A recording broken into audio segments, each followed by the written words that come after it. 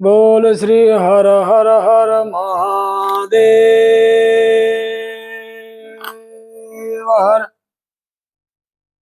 નાગેન્દ્રહારાય ત્રિલોચનાય ભસ્માંગરાગાય મહેશ્વરાય નિત્યાય શુદ્ધાય દિગંબરાય તસ્મૈ નકારાય નમઃ શિવાય. દ્વાદશ જ્યોતિર્લિંગ ની પ્રાર્થના કરીએ. સૌરાષ્ટ્રે સોમનાથં ચ શ્રીશૈલે મલ્લિકાર્જુનમ ઉજ્જૈન્યા મહાકાલ ઓમકારમ અમલેશ્વરમ પરલ્યા વૈદ્યનાથમ ચ ડાકિન્યા ભીમશંકરમ સેતુબંધે તુ રામેશમ નાગેશમ દ્વારુકાવને વારાણસ્યા તુ વિશ્વેશમ ત્રંબકં ગૌતમી તટે હિમાલયે તુ કેદારમ ગુષ્મેંચમ ચ શિવાલયે એતાની જ્યોતિર્લિંગાની ચાયં પ્રાતઃ પઠે નર સપ્ત જન્મ કૃતં પાપં સ્મરણેન વિનશ્યતિ.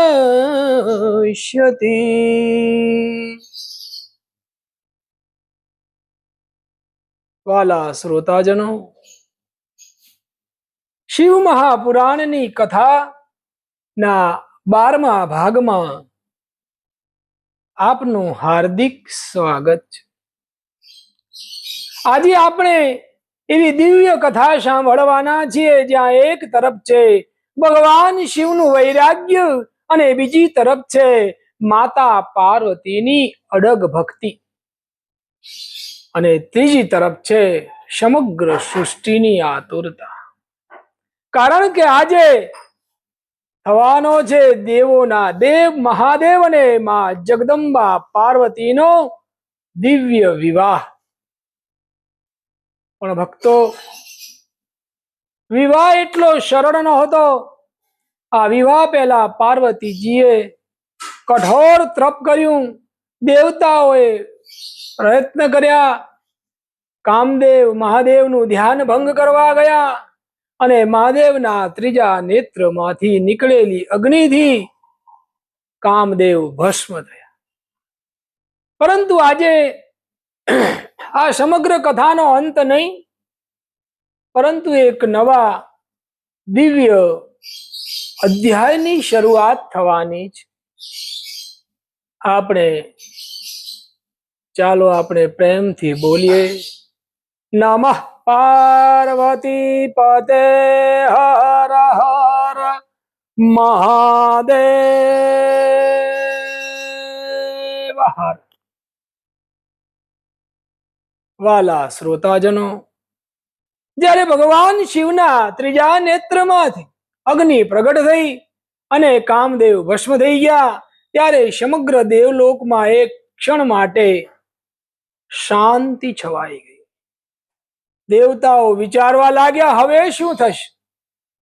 ભગવાન શિવને સંસાર તરફ કેવી રીતે વાળવા? કારણ કે દેવતાઓ જાણતા હતા કે તારકાસુરનો સંહાર કરવા માટે જે દિવ્ય શક્તિનો જન્મ થવાનો છે, તેના માટે શિવ અને શક્તિનું મિલન જરૂરી છે. પરંતુ મહાદેવ તો નિરાકાર તત્વમાં સ્થિર હતા. તેમને તો ન રાજમહેલની ઈચ્છા, ન સુખ સંપત્તિની, ન કોઈ સંસારની મોહમાયા. તેમનું મન તો માત્ર પરમ તત્વમાં સ્થિર હતું. પરંતુ પાર્વતીજીના હૃદયમાં માત્ર એક સંકલ્પ કે મારે મહાદેવને પતિ રૂપે પ્રાપ્ત કરવા છે. અને આ સંકલ્પોમાં કોઈ સ્વાર્થ નહોતો, કોઈ દેખાવ નહોતો, કોઈ ભૌતિક ઈચ્છા નહોતી. એ તો હતી માત્ર અખંડ ભક્તિ.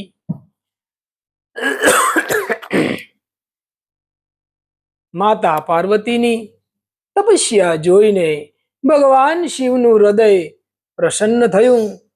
શિવજી જાણતા હતા કે આ કોઈ માત્ર સ્ત્રીની પતિ મેળવવાની ઈચ્છા નથી, આ તો શક્તિનું શિવ તરફ પાછું આવવાનું મિલન છે. અને અંતે ભગવાન શિવે પાર્વતીજીને ભક્તિ સ્વીકારી. શ્રોતાજનો, અહીંથી આપણને એક બહુ મોટો સંદેશ મળે છે. ભગવાનને મેળવવા માટે સંપત્તિ જરૂરી નથી, મોટા મહેલ જરૂરી નથી, મોટો યજ્ઞ જરૂરી નથી, મોંઘી ભેટ જરૂરી નથી.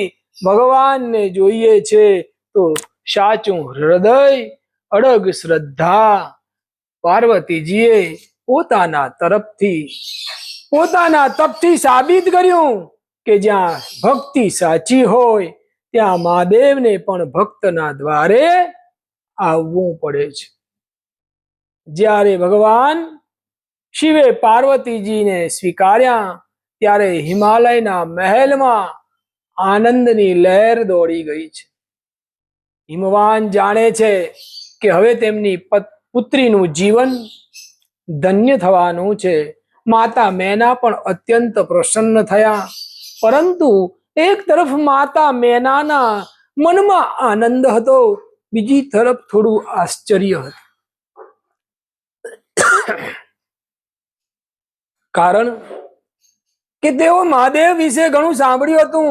કોઈ કહે શિવજી તો સ્મશાનમાં રહે છે, અને કોઈ કહે કે શરીર ઉપર ભસ્મ ધારણ કરે, કોઈ કે ગળામાં સાપ છે, કોઈ કે માથા પર જટા રાખે, કોઈ કે સંગાથે તો એમના સાથે ભૂત પ્રેત ફરે છે. માતા મેના વિચારવા લાગ્યા કે આવા વરનો વરઘોડો કેવો હશે, અને અમારા ઘરે જાન આવી જાન ઊભી રહેશે, આવા વરરાજા આવશે તો લોકો શું કહેશે? પણ ભક્તો, એમને ક્યાં ખબર હતી કે આ તો મહાદેવનો વરઘોડો એવો ભવ્ય હશે કે જેને જોઈને દેવતાઓ પણ આશ્ચર્યમાં પડી જશે. અને પછી એ પવિત્ર ઘડી આવી ચૂકી. ભગવાન શિવ વિવાહ માટે નીકળ્યા છે, પરંતુ આ કોઈ સામાન્ય વરઘોડો નહોતો. સામાન્ય વરઘોડામાં રાજકુમાર ઘોડા પર બેસે, સાથે રાજાના સૈનિકો હોય, સંગીત વાગતું હોય, નૃત્ય થતું હોય. પરંતુ મહાદેવ તો પોતે અનોખા છે. તેમના વરઘોડામાં દેવતા પણ હતા, ઋષિ મુનિ હતા, ગણ હતા, ભૂત પ્રેત હતા, યક્ષ, કિન્નરવ બધા હતા. નંદી મહારાજ પણ હતા. કોઈનું રૂપ ભયંકર, કોઈનું હસતું હતું, કોઈ નાચતું હતું, કોઈ ડમરું વગાડતું હતું, અને કોઈ મહાદેવનું નામ લઈ રહ્યું હતું. હર હર હર હર હર હર હર હર હર હર મહાદેવ. ડમ ડમ ડમ ડમ ડમ ડમ ડમ ડમ ડમ. અને જેમ વરઘોડો આગળ જતો ગયો તેમ ડમરૂનો નાદ ગુંજતો ગયો. અને ભક્તો, કલ્પના કરો, એક તરફ નંદી મહારાજ, બીજી તરફ શિવગણ, આગળ મહાદેવ, માથા ઉપર ચંદ્ર, જટામાં ગંગા, ગળામાં નાગ, શરીર પર ભસ્મ, હાથમાં ત્રિશૂલ, અને ચહેરા પર અદ્ભુત શાંતિ. આના દ્રશ્ય જોઈને દેવતાઓ પણ કહેવા લાગ્યા કે આવો વરઘોડો તો ત્રિલોકમાં ક્યાંય જોયો નથી. આ તરફ હિમાલયના મહેલમાં પાર્વતીજીના વિવાહની તૈયારી ચાલી રહી હતી. મહેલને ફૂલોથી શણગારવામાં આવ્યો છે. ચારે તરફ મંગલ ગીત ગાવા લાગ્યા. દેવીઓ આવી, ઋષિઓ આવ્યા, દેવતાઓ આવ્યા, ગંધર્વોએ સંગીત શરૂ કર્યું, અપ્સરાઓ નૃત્ય કરવા લાગી, અને સમગ્ર હિમાલય જાણે સ્વર્ગ બની ગયો. માતા મેના પોતાની પુત્રીને જોઈ અને ભાવ વિભોર બની ગયા છે. પાર્વતીજીને સુંદર વસ્ત્રો, આભૂષણો થી શણગારવામાં આવ્યા, પરંતુ પાર્વતીજીના ચહેરા પરનું સૌથી મોટું આભૂષણ હતું મહાદેવ પ્રત્યેની ભક્તિ. અને શ્રોતાજનો, વિવાહના દિવસે દરેક કન્યાના મનમાં એક પ્રકારની લાગણી હોય છે, પરંતુ પાર્વતીજીનું મન તો અલગ હતું. તેમના મનમાં માત્ર એક જ નામ હતું, શિવ શિવ શિવ. અને તેમણે આંખો બંધ કરી મહાદેવને પ્રણામ કર્યા. મનથી મહાદેવને પ્રણામ કરીને વિચાર્યું કે હે મહાદેવ, મારા જીવનની દરેક ક્ષણ તમારા માટે છે. આજે હું તમને પતિ રૂપે નહીં, પરંતુ મારા આરાધ્ય રૂપે સ્વીકારી રહી છું. અને અંતે મહાદેવનો વરઘોડો હિમાલયના મહેલ પાસે પહોંચ્યો છે. શ્રોતાજનો, હવે કથાનો સૌથી રસપ્રદ પ્રસંગ આવે. માતા મેના મહાદેવને જોવા માટે બહાર નીકળ્યા છે. તેમણે સૌ પ્રથમ મહાદેવને જોયા અને જટાન ભસ્મ, ગળામાં સર્પ, હાથમાં ત્રિશૂળ, આસપાસ અજીબ પ્રકારના ગણો. અને માતા મેના તો એક ક્ષણ માટે આશ્ચર્યચકિત થઈ ગયા. એમણે વિચાર્યું કે આ કેવો વર, મારી સુંદર પુત્રી માટે આવો વર. પરંતુ ભક્તો, આ તો મહાદેવની લીલા હતી. કારણ કે જે દેખાય છે તે મહાદેવનું સંપૂર્ણ સ્વરૂપ નથી.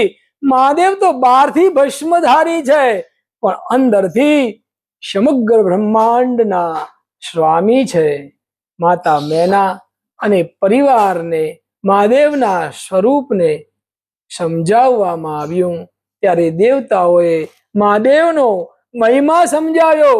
તેમણે કહ્યું કે માતા, આ કોઈ સામાન્ય વર નથી. આ તો દેવોના દેવ મહાદેવ છે, જેનાથી બ્રહ્મા સૃષ્ટિનું સર્જન કરે છે, વિષ્ણુ તેનું પાલન કરે છે, અને અંતે સમગ્ર જગત જેનામાં લીન થઈ જાય છે. માતા મેના ધીમે ધીમે મહાદેવની મહિમાનો સમજવા લાગ્યા. અને જ્યારે તેમણે મહાદેવનું દિવ્ય સ્વરૂપ જોયું, ત્યારે એમની આંખમાંથી આનંદના આંસુ વહેવા લાગ્યા. અને હવે તે પવિત્ર ઘડી આવી. પાર્વતીજી અને મહાદેવ એકબીજાની સામે આવ્યા છે. એક તરફ શિવ, બીજી તરફ શક્તિ. એક તરફ નિરાકાર તત્વ, બીજી તરફ સર્જન શક્તિ. એક તરફ ચેતના અને બીજી તરફ પ્રકૃતિ. અને જ્યારે બંને એક થાય ત્યારે સમગ્ર બ્રહ્માંડનું સંતુલન પૂર્ણ થયું. શ્રોતાઓ, આ માત્ર બે વ્યક્તિનો વિવાહ નહોતો, આ તો શિવ અને શક્તિનું દિવ્ય મિલન હતું. ઋષિ મુનિઓએ મંત્રોચ્ચાર શરૂ કર્યો છે.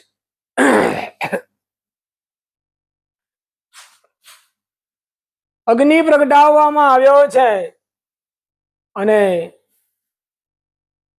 મહાદેવ અને પાર્વતીજીની અગ્નિની સાક્ષીએ વિવાહ બંધન બંધાયા છે. દેવતાઓએ પુષ્પવૃષ્ટિ કરી, ગંધર્વોએ ગીત ગાયા, અપ્સરાઓ નૃત્ય કરવા લાગી, નંદી મહારાજ આનંદમાં નાચવા લાગ્યા, અને શિવગણોએ જયઘોષ કર્યો છે, હર હર હર હર હર હર હર હર હર હર મહાદેવ હર.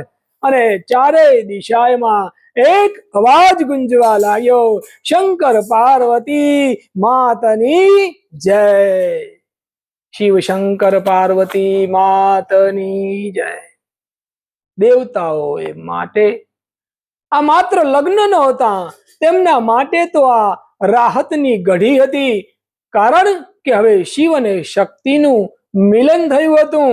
દેવતાઓ જાણતા હતા કે આ દિવ્ય મિલનમાંથી એક એવી શક્તિ પ્રગટ છે જે આગળ જઈ દેવતાઓને તારકાસુરના ભયમાંથી મુક્ત કરશે. બ્રહ્માજી પ્રસન્ન થયા, વિષ્ણુ ભગવાન પ્રસન્ન થયા, ઇન્દ્ર સહિત તમામ દેવતાઓ આનંદિત થયા. સ્વર્ગમાં ઉત્સવ મનાવવામાં આવ્યો. પુષ્પોની વર્ષા થઈ છે. ગંધર્વોએ સંગીત ગાયું. આજે શિવ પૂર્ણ થયા નથી. શિવ તો સદાય માટે પૂર્ણ હતા. આજે શક્તિએ શિવ સાથે પોતાનું દિવ્ય સ્વરૂપ પ્રગટ કર્યું છે. હવે ભક્તો, આ કથાનો સૌથી સુંદર અને ઊંડો સંદેશ સમજીએ. શક્તિ એટલે સર્જનની શક્તિ. ચેતના અને શક્તિ જ્યારે સાથે આવે ત્યારે સર્જન શક્ય બને છે. આપણા જીવનમાં પણ આવું જ છે. માત્ર જ્ઞાન હોય પરંતુ શક્તિ ન હોય તો જ્ઞાનનો ઉપયોગ મુશ્કેલ થઈ જાય છે. માત્ર શક્તિ હોય પરંતુ જ્ઞાન ન હોય તો શક્તિનો યોગ્ય ઉપયોગ મુશ્કેલ છે. જ્યારે જ્ઞાન અને શક્તિનું મિલન થાય છે ત્યારે જીવનમાં દિવ્યતા આવે છે. આથી શિવ પાર્વતીનો વિવાહ આપણને શીખવે છે જીવનમાં ભક્તિ સાથે જ્ઞાન રાખો, શક્તિ સાથે વિનમ્રતા રાખો અને પ્રેમ સાથે વિશ્વાસ રાખો. માતા પાર્વતીજીની કથા આપણને એક બીજી મહાન વાત શીખવે છે. જો તમારી ઈચ્છા સાત્વિક હોય, તમારો સંકલ્પ પવિત્ર હોય, તમારું મન ભગવાનમાં સ્થિર હોય અને તમે મુશ્કેલીઓથી ડરતા ન હો તો ભગવાન સુધી પહોંચવાનો માર્ગ ક્યારેય બંધ થતો નથી. પાર્વતીજીએ વર્ષો સુધી તપ કર્યું પરંતુ તેમણે ફરિયાદ ન કરી અને એમણે કહ્યું નહીં કે મને ભગવાન કેમ મળતા નથી. તેમણે માત્ર પોતાનું કર્તવ્ય કર્યું અને અંતે મહાદેવને પણ તેમની ભક્તિ સ્વીકારવી પડી. શ્રોતાજનો, થોડુંક પાછળ ફરીને જોઈએ તો આખી કથા એક સુંદર સંદેશો આપે છે.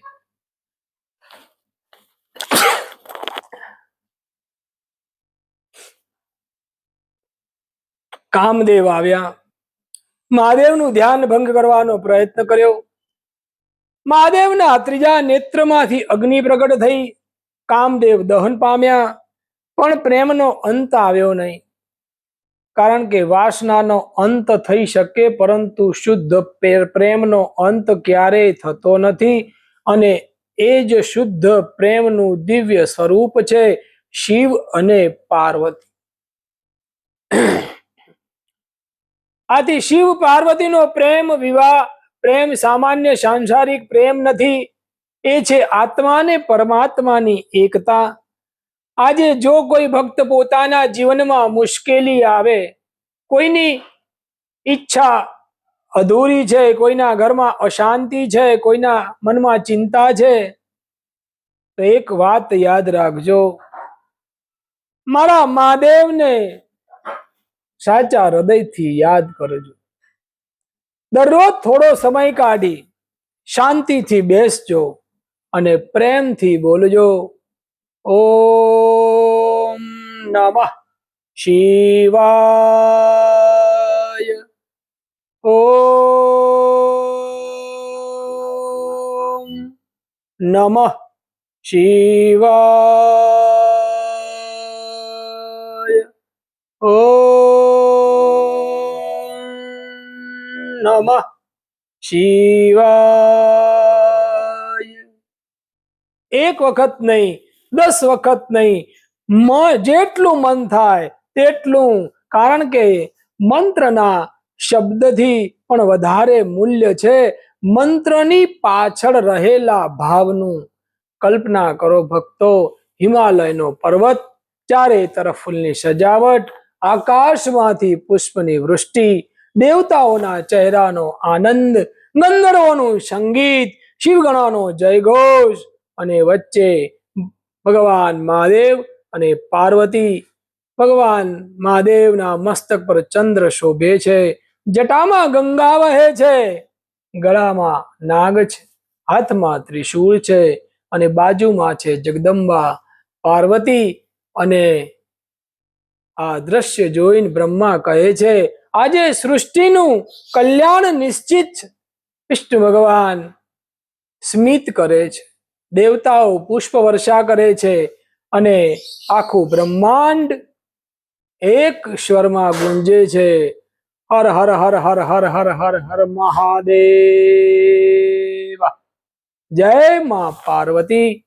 આ શ્રોતાજનો, આજે આપણે કથામાં જાણ્યું કે મહાદેવ કામદેવના દહન પછી પણ મહાદેવની લીલા અટકી નહીં. પાર્વતીજીની અડગ ભક્તિ સફળ થઈ. મહાદેવનો અદ્ભુત વરઘોડો નીકળ્યો. હિમાલયના ભવનમાં મહાદેવનું ભવ્ય સ્વાગત થયું અને શિવ અને શક્તિનું દિવ્ય મિલન થયું. આ માત્ર એક વિવાહ, એક પૌરાણિક પ્રસંગ નથી, આપણા જીવનમાં એક સંદેશ આપે છે કે જ્યાં ભક્તિ છે ત્યાં ભગવાન છે, જ્યાં શ્રદ્ધા છે ત્યાં શક્તિ છે, જ્યાં શિવ છે ત્યાં શક્તિ છે, જ્યાં શિવ શક્તિ છે ત્યાં કલ્યાણ નિશ્ચિત છે. આજે આપણે કથા પૂરી કરીએ એની પહેલા, જો તમને કથા ગમી હોય તો પંડિત વિપુલ વ્લોગ ઉપર ચોક્કસથી સબસ્ક્રાઇબ કરજો. તમે સબસ્ક્રાઇબ કરજો તો અમને ગમશે. અમારા કથાના વિડીયો આપના સુધી સૌથી વહેલા પહોંચશે અને અમારી ચેનલને લાઈક અને શેર કરવાનું ભૂલશો નહીં. અને આ પવિત્ર કથા તમારા પરિવાર અને ઇષ્ટ મિત્રોને પહોંચાડજો. આવતા ભાગમાં આપણે શિવ પાર્વતીના દિવ્ય મિલન પછી આગળની લીલા તરફ વધીશું. ત્યાં સુધી મારો મહાદેવ તમારા પરિવાર ઉપર કૃપા કરે, માતા પાર્વતી સુખ શાંતિ આપે અને તમારા જીવનમાંથી દરેક દુઃખ દૂર થાય એવી મહાદેવના ચરણોમાં પ્રાર્થના. બોલ શ્રી નમ પાર્વતી પતે. હર હર મહાદેવ.